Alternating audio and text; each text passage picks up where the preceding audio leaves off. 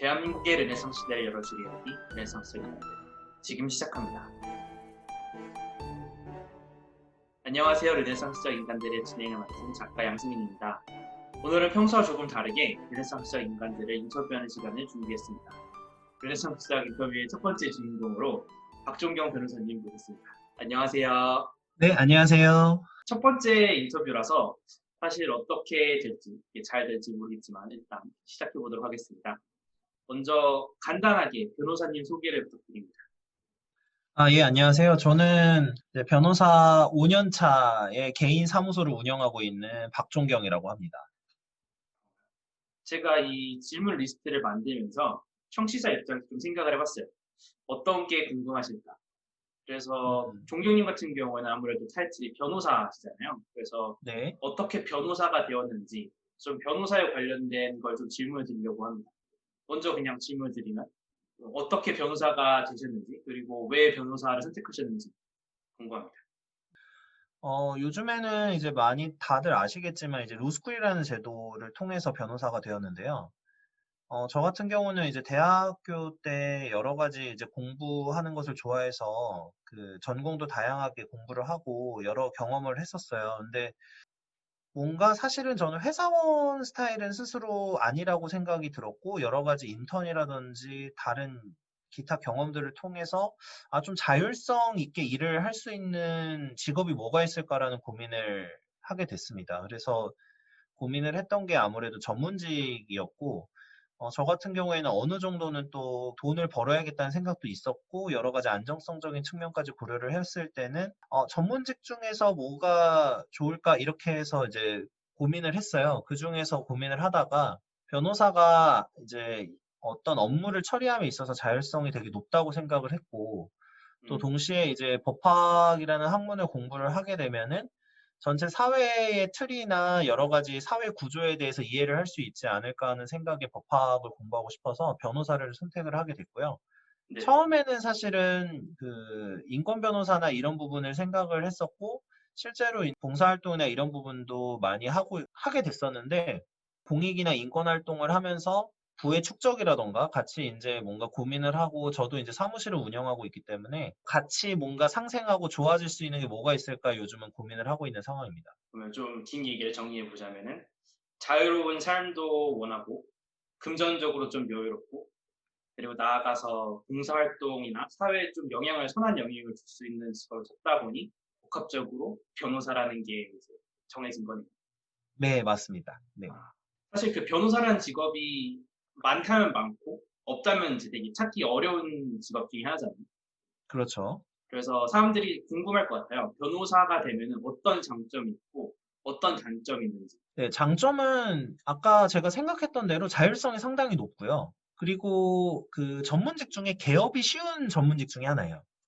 그러니까 자기 사업을 하기 좋은 전문직 중에 하나고요. 그래서 아무래도 자율성, 자유, 그 다음에 여러 가지 이제 새로운 일을 좀 도모할 수 있는 좋은 직업이 아닌가 그렇게 생각을 합니다. 이제 그 부분이 장점이고, 단점 같은 경우는 분쟁의 중심에 항상 있다 보니까 아무래도 계속해서 스트레스를 받을 확률이 높은 직업인 것 같아요. 뭐 계속해서 주변 저희 의뢰인들을 위해서 대신 싸워줘야 되고, 뭐 여러 가지 법리적인 고민을 해줘야 되고, 또 그 부분에 따라서 저희 의뢰인의 인생이나 여러 가지 여러 요소들에 많은 영향을 줄 수 있는 직업이기 때문에 그 부분에 대해서는 조금 스트레스를 받을 가능성이 높다. 그래서 그런 스트레스 관리를 잘 못하게 된다면 아무래도 변호사 일이 굉장히 힘든 일이 될 수밖에 없는 것 같습니다. 아무래도 그러니까 실제적으로 의뢰인한테 피해가 가거나 도움이 될 수 있는 이런 무거운 주제를 다루다 보니까 심리적 부담감도 있고 분쟁 자체에서 오는 스트레스도 적지 않을 것 같네요. 네. 네, 저희는 직업 자체가 일종의 이게 말로 싸우는 격투기라고 생각을 해요. 아, 그리고 말, 글, 지식으로 싸우는 격투기이기 때문에 그런 부분에 대해서 좀 스트레스를 많이 받으시는 분들이라면은 사실 변호사라는 직업이 잘 맞지 않으실 것 같아요. 그런데 지금 5년 차 하고 계신 거 보면은 잘 맞으시는 것 같네요. 종경님하고는. 어떤가요? 저는 되게 그래도 이 직업에 만족하는 편이죠. 물론 제 동기들 중에서는 불만족하는 사람들도 있지만, 이제 저 네네. 같은 경우에는 그래도 이 직업을 하기를 잘했다라고 생각을 하고 있습니다. 그러면은 5년 정도 변호사 일 해오시면서 기억 남는 케이스나 아니면은 보람찼던 음. 그런 일들이 있었나요? 우선은 일단은 보람찬 거는 무조건 이겼을 때 보람찬 것 같고요. 아무래도 어쩔 수 없습니다. 사실 그러니까 소송에서 이겼을 때가 제일 보람찬데, 뭐, 그 중에서 제일 생각나는 케이스라고 하면은, 이게 좀 법리적으로는 어려운데 간단하게 설명드리면은, 쉽게 얘기하면은 돈을 이제 빌리셨어요. 이제 원래는 갚아야 되는 게 맞는데, 네네. 이제 소멸시효라고 해서 해당 그 빌린 돈을 오랫동안 갚지 않으면은 아예 그 채무 자체가 없어지는 어떤 법 제도가 있거든요. 어, 그래서 그 부분을 가지고 열심히 싸워서 이겼던 기억이 있는데, 그 부분은 조금 억울했던 게 보증을 서주신 거였어요. 본인이 빌린 게 음, 아니라, 네네. 이게 사실 예전에는 그런 일들이 굉장히 많았고, 특히 이제 가족 간의 보증을 서시는 경우가 많았거든요. 음, 본 채무자가 원래 이제 또 파산을 하고 여러 가지 좀 법적인 쟁점이 있었어요. 네네. 그래서 그 부분 가지고 여러 가지 이제 좀 그 싸움을 하다가 결국에는 이제 저희가 이겨서 이제 이분은 좀 채무에 덫에서 벗어나실 수 있게 됐었죠. 그래서 이제 그분이 그래도 되게 고맙다고 많이 하셨었고, 굉장히 제가 기억나는 사건 중에 하나입니다. 그러면은 이거는 좀 만약의 케이스인데 만약에 변호사님이 변호사가 아니라 다른 직업을 선택했다면 어떤 직업을 선택하셨을 것 같은가요? 이게 저는 원래 이공계 출신이었거든요. 그래서 사실은 제 네. 친구들은 대부분 이제 의대나 약대를 간 친구들이 많았었습니다. 그리고 연구원, 그러니까 유학을 간다거나 이제 이공학 쪽으로 해서 연구를 한다거나 그런 친구들이 많고, 근데 저는 아마도 사실 사업을 하거나 아니면은 다른 전문직을 하거나 둘 중 하나였을 것 같아요. 여전히 자유로운 프리랜서의 삶. 예, 예, 맞습니다. 아, 그래서 근데 저는 지금도 이거는, 네, 사업을 하고 계시잖아요. 예, 그 변호사도 이제 개인 사업이라면 개인 사업이고 유튜브도 하고 계시고 네네, 그리고 지인분들은 이것저것 하고 계시다는데 요거는 이제 나중에 기회가 되면은 팟캐스트에서 풀어보도록 하고요. 네, 그 사실 변호사도 대단하지만 변호사가 되시기 전에 되게 좋은 대학교에 나오셨잖아요. 고려대학교. 네네, 그리고 네, 아까 잠깐 말씀하셨지만 원래는 공대 출신. 네, 그런데 동시에 역사도 공부하셨다고. 요거는 어떻게 된 네. 건지 좀 말씀해 주시죠. 네. 진짜 저는 사실 좀 단순하긴 해요. 저는 지금 제가 그냥 공부하고 싶으면 바로 공부를 하는 스타일이거든요. 네네. 그래서 원래도 역사에 관심이 많아서 사실 문과를 처음에 갈까도 생각을 했을 정도였어요. 근데 음, 과학을 좀 더 뭔가 좋아하기도 하고 미래 장래적으로 봤을 때는 좀 직업 갖기는 훨씬 쉬웠기 때문에 네네. 이공계를 선택한 것도 있었어요. 그러니까 학문적으로는 둘 다 좋아했어요. 공대, 그러니까 과학도 좋고 이제 역사 인문학도 좋은데 아무래도 이제 일자리 생각을 하면은 공대 음. 중심으로. 네. 그리고 역사는 어차피 저는 근데 사실 대학교 들어갈 때부터 이중 전공으로 역사를 하고 싶다라고 생각을 하고 들어갔고요. 원래 사전에 계획에는 있던 알아봤습니다, 거군요. 사실. 네, 음, 사전에 이제 그때 당시 고대랑 연대가 이중 전공 제도가 더 활성화가 돼 있었고, 근데 복수 전공 제도도 있는데 이게 막 되게 요즘에 학교들이 많이 바뀌었더라고요. 근데 저 때는 어쨌든 고려대학교가 이중 전공 제도였고, 그다음에 이중 전공을 필수로 해야 했었어요. 저희 이제 커리큘럼상. 이게 어떻게 돼 있었냐면 심화 전공을 할 수도 있고 이중 전공을 할 수도 있고 연계 전공을 할 수도 있었는데 보통은 심화 전공을 선택을 합니다. 이제 자기 전공을 이제 20학점 정도 더 듣는 게 이제 심화 전공이고 이중 전공은 이제 그 기본 1전공에다가 하나의 전공을 더하는 건데 제가 나온 학교에서는 이제 이중 전공 제도를 해서 많이 여러 가지 전공을 공부하는 경우가 꽤 있었고요. 저도 그냥 저는 이제 순수하게 이제 역사가 너무 좋고 공부를 해보고 싶어서 좀 이제 선택을 한 부분이 있죠. 사실은 저는 좀 욕심이 있었던 게 역사를 공부를 하면 그래도 과거를 통해서 좀 어느 정도 좀 통찰이나 이런 힘을 좀 기를 수 있지 않을까라고 생각을 했어요. 과거에 이제 사람들의 흐름이나 여러 가지 역사적 방향이나 이런 걸 봤을 때, 내가 조금 더 사고하는 능력이 더 좋아지고 또 그런 힘을 통해서 더 많은 일을 할 수 있지 않을까라는 욕심도 있었고요. 그리고 역사에 대한 순수한 호기심도 있었고, 네, 그렇게 해서 이제 이중전공도 하게 됐죠. 말씀을 들어보니까 그 대학생 때부터 르네상스적 인간의 그 면모가 좀 보였던 것 같습니다. 아, 감사합니다. 그러니까 이공계 그리고 문과까지 그러니까 이과 문과를 통합해서 공부를 하시고 과학 같은 경우는 미래에 대한 학문이잖아요. 그리고 역사 같은 경우는 과거에 대한 학문이고 그래서 미래와 과거를 동시에 아우르는 이런 약간 음. 르네상스적 인간에 가까웠던 것 같습니다. 아 그리고 이거 좀 궁금한 건데 저뿐만 아니라 이제 청취자분들 중에서 학생분들이 계시면 궁금하실 테고 그리고 학생을 자녀로 두신 학부모님들도 궁금하실 텐데 고려대에 가려면은 공부를 좀 잘해야 되는 게 아니잖아요. 정말 최상위권. 음. 어떻게 네, 하면 뭐, 공부를 잘할 수 있을까요? 이게 참 어려운 질문인데요. 그냥 이거는 제 가치관인데, 저는 사실 제가 이제 사교육을 거의 받지 않았어요. 저는 약간 이제 중학교 1, 2, 3학년 정도만 학원을 다니고, 이제 초등학교 때나 그 고등학교 이후, 그러니까 지금까지 학원을 다닌 적이 없거든요. 근데 이거는 저는 개인적으로는 자율성을 갖춘 공부를 좋아하고 또 그렇게 해야지 성적이 오르고 더 좋은 공부를 할 수 있다고 믿기 때문에 그렇게 선택을 했었습니다.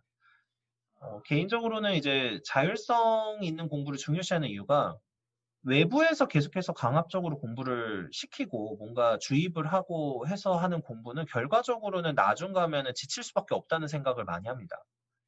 공부의 동기라든지 유인을 자기가 스스로 찾을 수 있어야지 공부를 오래 그리고 즐겁게 할 수 있다고 생각을 하는데 이 즐겁게 공부를 하지 못하면 결국에는 지치게 되고 사실 대학을 좋은 대학교를 들어간다고 하더라도 결국에는 공부에서 많은 즐거움을 찾지 못하게 되면 인생이 고통으로 갈 수밖에 없다고 생각을 하거든요. 현대 사회에서는. 맞습니다. 네, 사업을 하던 어떤 학문을 하시던 사실 공부가 즐겁지 않으면 굉장히 스트레스를 많이 받을 수밖에 없기 때문에 그런 부분을 스스로 찾을 수 있게 시간을 줘야 되는 거 아닌가? 그런 부분에서 자율성을 되게 중요시 여기고 있고요. 그래서 공부 같은 경우에는 결국에는 그래서 남이 시킨다고 해서 되는 건 아니라고 생각을 하고 학생들도 본인이 스스로 왜 공부를 해야 되는지 이유를 스스로 찾고 그런 습관을 들이는 게 훨씬 공부에는 유리하지 않을까라고 생각을 하는 편입니다. 말씀해 주신 거에 많이 공감을 하는 것 같아요.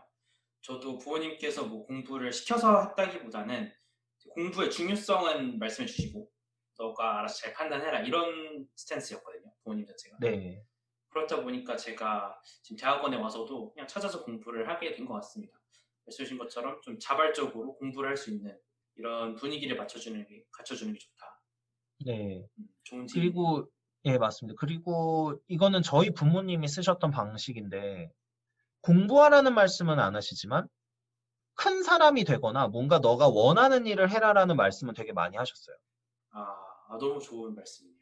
네. 그러니까 저는 이게 되게 도움이 됐다고 생각을 하는 게 음, 고민을 하게 되거든요, 사람이. 그러니까 어릴 때부터 '내가 뭘 좋아하지? 그리고 공부는 왜 해야 되는 거지?' 스스로 생각을 한다는 거죠. 뭐 솔직하게 말씀드리면 이렇게 한다고 해서 성적이 무조건 좋다라고는 좋아질 거라는 무조건 확신은 없다고 생각합니다. 근데 적어도 자기 인생에 있어서는 훨씬 더 충실한 삶을 살 수 있고 또 그게 장기적으로 봤을 때는 공부 쪽으로 가시거나 어떤 다른 분야를 가신다고 하더라도 훨씬 성공의 확률이 높아지지 않을까라는 조심스러운 의견을 좀 개진하고요. 저희 부모님도 결국에는 이 사람이 보고 있는 목표라든지 그릇 크기를 키우는 데 집중을 하셨던 것 같아요.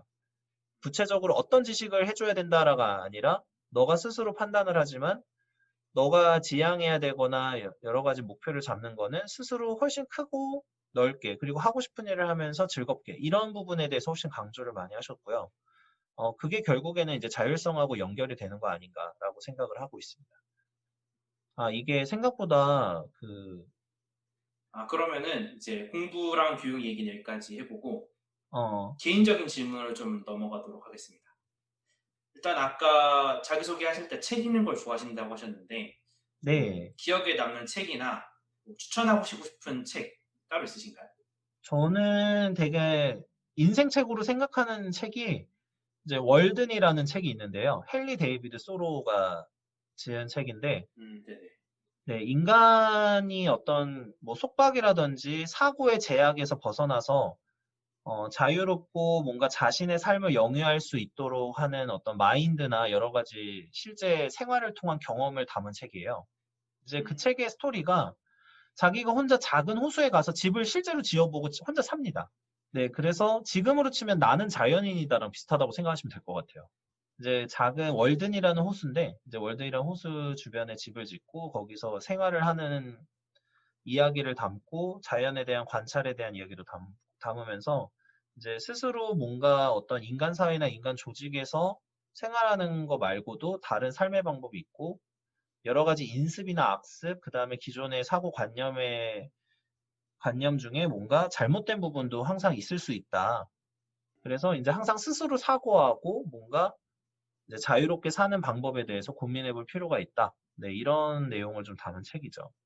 저도 개인적으로 좋아했던 책이고 사실 이게 간단한 내용처럼 보이는데 되게 심오해서 저도 한 여러 번 읽고 나서 좀 이해하기 시작하는 책인 것 같거든요. 그래서 네네. 이거는 나중에 한번 팟캐스트로 풀어도 괜찮을 것 같습니다. 네, 한번 요 좋습니다. 주제만 갖고. 그러면은 워낙 이제 독서는 많이 하시고 좋아하시는 걸 다 아니까 책 말고 책 읽는 거 말고 다른 취미는 뭐 없나요? 저 같은 경우는 확실히 취미도 좀 머리 쓰는 거 좋아하는 것 같아요. 그래서 막 코딩하고 뭐 책 읽고 그다음에 영화 보는 것도 좋아하고요. 영화는 어떤 장르를 좀 선호하시나요? 영화는요, 뭐 가리지 않지만 조금 그 서사, 그러니까 스토리가 좋은 영화들? 뭐, 근데 그렇다고 해서 또 제가 뭐 SF 이런 거 안 좋아하는 것도 아닌데, 어쨌든 이제 좀 더 비교를 하면, 굳이 영화로 말하면 쇼생크 탈출 같은 영화. 그러니까 좀 인간의 희노애락이나 뭔가 삶의 모습이 보이는 그런 영화들? 예, 그런 영화들을 좀 좋아하는 것 같고, 그다음에 또 과학 영화도 좋아합니다. 과학. 공상과학 영화. 네, 그래서 미래에 뭐 어떻게 될까, 뭐 이런 거 기술적인 얘기하는 거나 이런 영화들도 좀 좋아하는 편이죠. 동시에 뭐 운동하는 것도 좋아하고요. 뭐 사실 좋아하는 게 많아서 대다수 되게 즐기면서 살고 있는 것 같아요.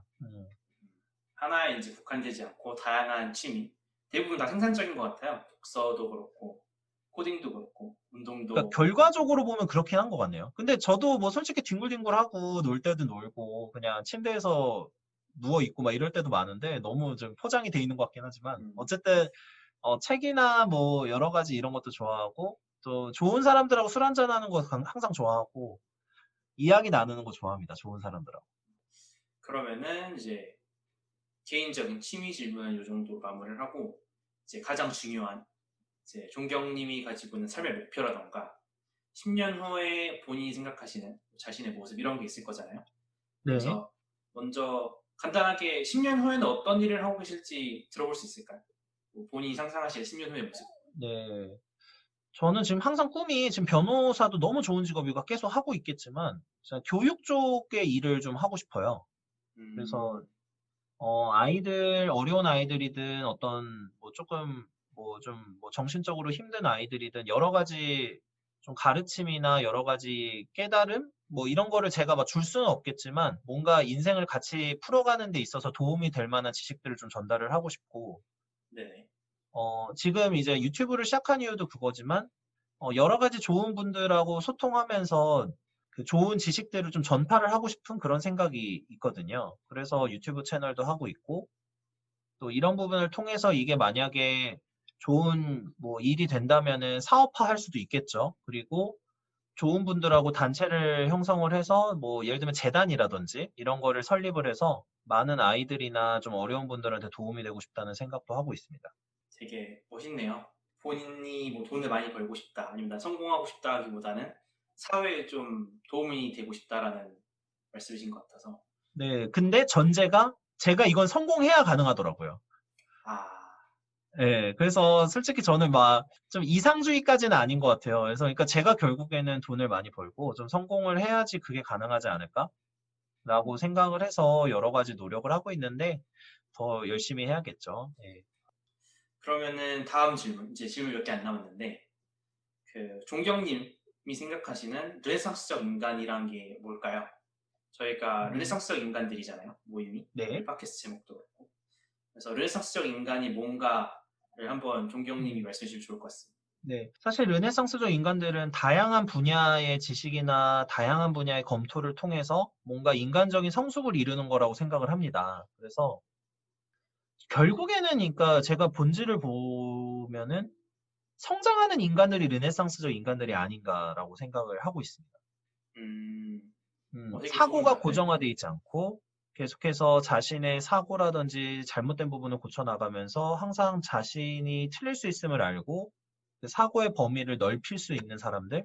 그러다 보면 르네상스적 인간들, 소위 말하는 다양한 분야에 관심을 갖고 다양한 분야에 대한 이해도 높이면서 제너럴리스트이자 스페셜리스트가 될 수 있는 사람들이 많이 생길 수 있다라고 생각을 하고 있어요. 좋은 답변인 것 같습니다, 진짜. 보통 르네상스적 인간이라고 하면은 다양한 분야의 지식이 있고 제너럴리스트이면서 스페셜리스트인 사람들이 이제 르네상스적 인간이라고 말하는데 네. 변호사님께서 생각하시는 르네상스적 인간이라는 거는 성장하는 인간. 성장하다 보면은 결국 제너럴리스트면서 스페셜리스트가 될 수밖에 없으니까. 네, 장기적으로. 맞습니다. 되게 좋은 정의인 것 같습니다. 그러면 아쉽지만 마지막 질문입니다. 이제 앞으로 팟캐스트를 계속 진행을 하시면서 혹은 유튜브를 진행하시면서 그 청취자분들한테 보여주고 싶거나 전달하고 싶은 이야기가 무엇인지 좀 간략하게 들을 수 있을까요? 아까 질문하고도 일맥상통하는 부분이 있는데, 여러분들하고 좀 다양한 이야기, 다양한 지식에 대해서 소통을 해보고 싶어요. 그리고 어떤 사회의 모습이나 어떤 지식이든 항상 그 단면이 있고 또 어떤 숨겨져 있는 이면이 있잖아요. 그래서 그런 부분에 대해서 계속해서 이야기 나누면서 아, 나 스스로가 생각을 이 정도로밖에 하고 있지 못했구나. 제한적인 사고를 하고 있었구나라는 것을 스스로 많이 느끼게 하는, 저도 그렇게 맨날 항상 느끼고 있기 때문에 그런 부분에 대해서 스스로 제가 반성하면서 이야기도 할 거고, 다양한 분들도 보시기에 아, 내가 그동안 내게 너무 좁은 시야를 가지고 살았구나. 그런 게 아니라 훨씬 더 좋은 삶을 살 수 있구나. 뭐 이런 부분에 대해서 계속해서 좀 느낄 수 있도록 도와드리고 싶은 부분이 있죠. 한마디로 편향된 사고가 아닌 다양한 사고를 할 수 있는 이야기를 들려주시겠다. 네네네. 이렇게 들린 것 같습니다. 맞습니다. 그러면은 르네상스적 인터뷰는 여기서 마무리하도록 하겠습니다. 참여해주신 박종근 변호사님 감사합니다. 네, 감사합니다. 지금까지 대한민국의 르네상스 시대를 열어줄 이야기 르네상스적 인간들이었습니다. 감사합니다.